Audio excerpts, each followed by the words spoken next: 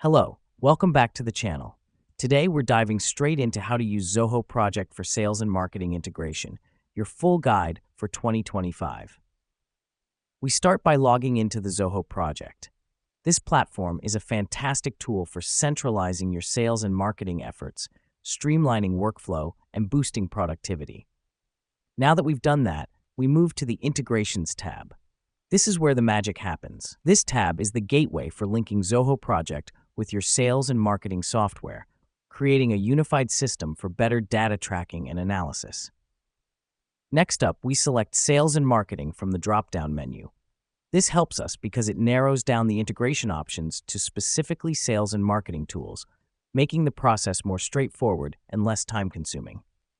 Once done, we find and click on Add next to the specific tool we use, for instance, Zoho CRM or Zoho Campaigns.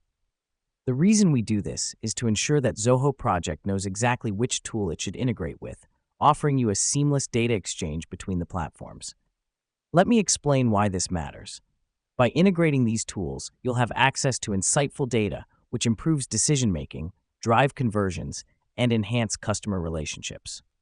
To finalize the integration process, we follow the on-screen prompts to authorize the connection between Zoho Project and our chosen tool. This is the final step because it is a security measure ensuring the safe sharing of data between the two platforms. And just like that, you've now integrated Zoho Project with your sales and marketing tools. This integration will significantly boost your workflow efficiency, making your team more productive and effective. That's all for today. Remember, integration is the key to a streamlined and efficient workflow. Thanks for tuning in, and I'll see you in the next tutorial.